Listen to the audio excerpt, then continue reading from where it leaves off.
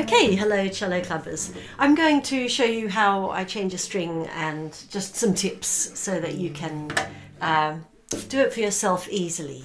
Now I am going to change all four of them, and I have the Rostanvo. I'm trying these for the first time, so this is exciting, and I heard that they're very nice. So first of all, don't take all the strings off at once. If you're changing everything, just take one at a time. And I'm going to do the A string first because I'm curious about the sound of it. So that's the first one I want to hear. So just loosen the pegs slowly. I put my hand on the strings there so that when they come down, you can feel them, you've got a bit of control, and just, you don't want anything snapping or bouncing. And the bridge, you want to keep that steady. So just unwind that. Pull it off the bridge gently. If you've got any parchment or anything, you want to just lift that off carefully in case it pulls off the parchment. You don't want it to tear it off. I have a small piece of, it's like slightly rubbery sort of parchment because the string was digging into the bridge and sometimes it gets too deep, so then the string's vibrating or buzzing a bit, and it's then the action is too low too. While you have your cello string off, take the opportunity to give it a nice clean underneath the strings, because that's a chance to look at where your fingerboard is at as far as, is it ditched in a bit? Is it too, is it smooth? If it's like looking ditched in and the finger marks, you might need to get your fingerboard smoothed by a luthier or a repairer, because it's really can affect the intonation. So make sure it's nice and smooth, and if it isn't, then I'd say book yourself in for a little cello fingerboard.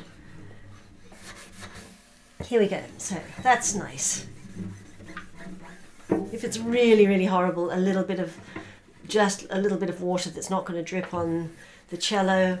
Don't use anything too strong, like a spirit that will wreck the varnish. A little bit of oil can work as well, but just something very gentle. There's special fingerboard oils that you can get, or just a little bit of a Brazil nut broken in half and rubbed on. That can also get rid of this, which I might do at some point. I notice that was some heavy rock and roll gig where my thumb went bash. Okay. Okay, so now A, La. So that's fun, nice opening. They're pleasing. Oh, look at that lovely packaging. Very nice. Apparently 4 cellists run this company, and they only make cello strings. Revolutionary series of handcrafted strings for cello. Exceptional clarity, responsiveness, volume and intonation, reliability ensure every cello can achieve its potential. Made in the EU. Okay, well, we'll see. And then it came with a free thing because I got all 4. So free rosin. Very nice. With this nice little... Okay. So here's the string. Now, unwind it carefully. Here we go. So, get your cello and tuck it down on the bottom. Tuck it in there. Okay. Make sure the ball is nice and straight in there. Before I go ahead, I'm going to take a 2B pencil, this is, and just draw on there a little bit before you put the string on. Because it just puts a little graphite slippery, and on here as well, just a little bit there. Colour that in with pencil. It won't do any harm. And I was told to do this by a luthier once, and I find that it just makes it smooth when you're putting the strings on, and they won't break. Okay, so now the moment of truth. Just hold it nice and firm there, and when there's your peg, okay, just make sure it's clean. When you've got your peg there, you can see the hole. Put it at an angle where will be able to get to it, so it's directly straight on there, going straight in, and get to the other side. But But before I get to the other side, so I actually have to be quite far out on this peg. So you want to have that hole there, and you're putting it through the hole and pushing it about a centimetre on the other side, and you're winding it back away from you, and that pokey bit is coming through. Here we go. And when it comes back, I'm putting the string on this side of it. Okay? So on the side of the middle, this side, this way.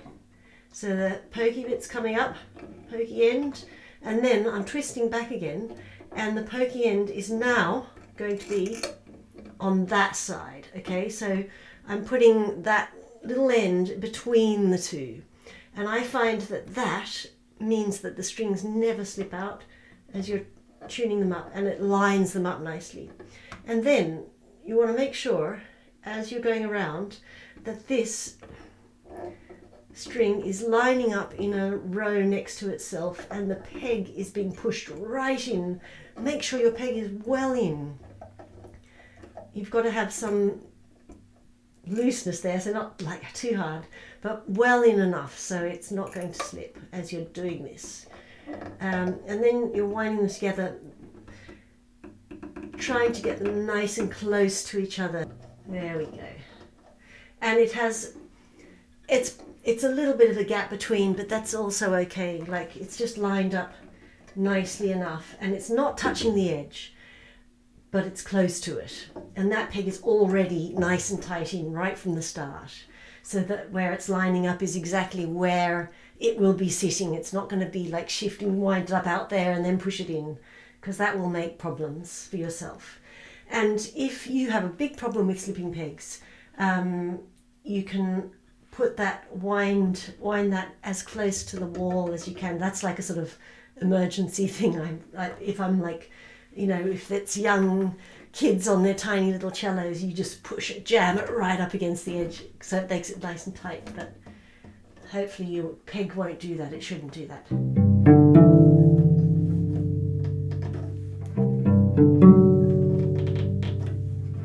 So I'm not really happy about how the D is landing there, but when I change the D string, I'll be able to shift that over a little bit.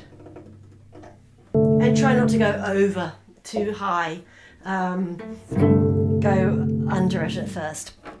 The other thing to note is it's also a good time to make sure your fine tuners are not too high out and not too low in. If they're too tight, they can give a bit of tension here, and then you've got nowhere to go to tune it. You want them like right nicely in the middle, and lower on the loose, just on that.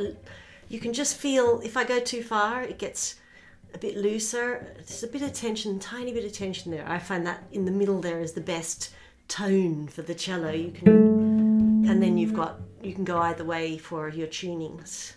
Your main tuning done up here. So that's the A string. Now what I would do next probably is change the C string, because I want to do the whole set, and I think that it's nice to do outer and then the inner. I'm not sure if there's science to that, but let's see. And the bridge is nice and straight.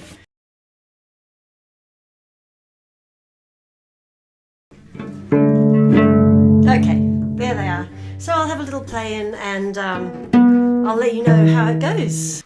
I hope that helped, and I'll see you soon. Bye!